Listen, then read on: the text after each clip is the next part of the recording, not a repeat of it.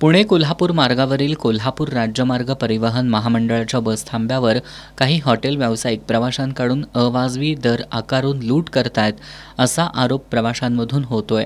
25 October 2025 रोजी पुणे कोल्हापूर मार्गावर प्रवास करणाऱ्या प्रवाशांना महाबळेश्वर फाट्याजवळच्या हॉटेल सह्याद्री इथं चहा नाश्त्यासाठी थांबवण्यात आलं होतं। प्रवाशांनी चहाची मागणी केल्यावर चहा उपलब्ध नसल्याचं सांगण्यात आलं आणि त्यांना बाहेरच्या स्टॉलवर नेण्यात आलं।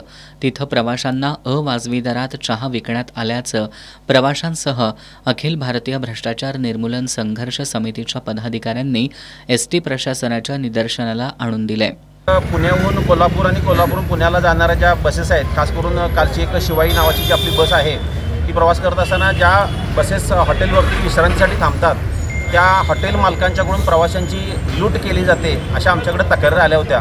तिथं चहा असू दे, नाश्ता असू दे, हे दुप्पट तिप्पट दराने घेतात अशा प्रकारच्या तक्रारी आहेत। त्यामध्ये चहा प्रामुख्याने 30 रुपयाला विकला जात असल्याच्या तक्रारी आमच्याकडे आलेल्या आहेत। त्या अनुषंगानं सदर थांब्यावरती ही होणारी प्रवाशांची लूट थांबावी आणि प्रवाशांना चांगल्या सोयीसुविधा उपलब्ध करून देण्यासाठी आम्ही आज एसटी महामंडळाला निवेदन दिलेलं आहे।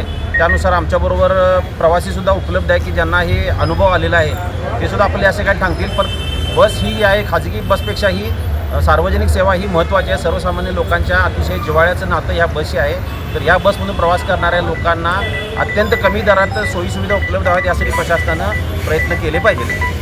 यावेळी अखिल भारतीय भ्रष्टाचार निर्मूलन संघर्ष समितीचे राज्य कार्यकारी अध्यक्ष धीरज रुकडे, गणेश पाटील, कयेश पोवार, विपुल कांदेकर, अनिरुद्ध कुलकर्णी, भगवान जाधव, मधुकर मांडवकर, दस्तगीर मुल्ला, भगवान पाटील, विजय बळे, अरुण भोसले, रोहित घोरपडे आणि दीपक पाटील आदी उपस्थित होते।